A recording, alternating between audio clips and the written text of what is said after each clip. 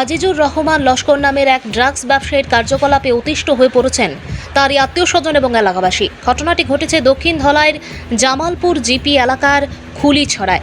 সোমবার খুলিছড়ায় এক সাংবাদিক সম্মেলন করে ময়ূব রাজা লস্কর, শরীফ উদ্দিন লস্কর, আলম লস্কর এবং রাজু লস্কর বলেন, দীর্ঘদিন থেকে এলাকার আজিজুর রহমান লস্কর ড্রাগস ব্যবসার সাথে যুক্ত।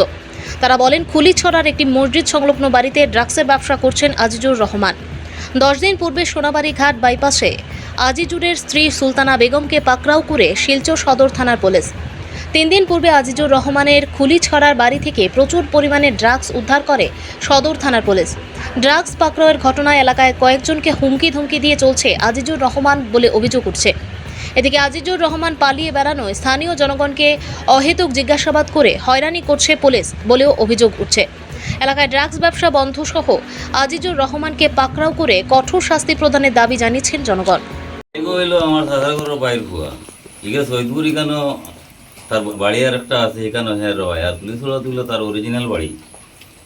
এই বাড়িটা দেখো এখন হে এখানে আইয়া 5 তলায় একটা বিল্ডিং উঠাইছে মসজিদর তারও মাত্র 4 বা 5 হাজার জায়গা দূর হইব মসজিদ থেকে। এখানে একটা ঘর বানাইছে বিরাট টাকা দিয়া। তখন হে এখানে ড্রাগস কারবার করে, হিরোন কারবার করে, কিছু একটা খবর পাইয়া তারে আমরা নানিশত করছি। হে এটা মানে না মানিয়ে এখন আমরা এটা নিউজের মাঝে ছাড়তে তার নাম কি? ছেলের নাম কি? আজিজুর রহমান। বাবার নাম সুলাইমান আলী লস্কর, গ্রাম কুলিছড়া। তারে এখন আমরা নিউজের মাঝে ছাড়তে বাধ্য হয়েছি। আমরা আশেপাশে বাই বাতি হয়ে যাই, সব খারাপ হয়ে যাবে। আর ছেলেটা কিন্তু 1 নম্বর এখন তার পরিবারের বেঠি গত শনিবারে সৈদপুর দ্বারা খাইয়া বর্তমানে নানি জেল। আর আজিজুর রহমানের ঘর সদর থানা আইয়া ইনকোয়ারি করিয়া মাল পাওয়া গেছে প্রচুর টাকার, জানি না কত টাকা হইব।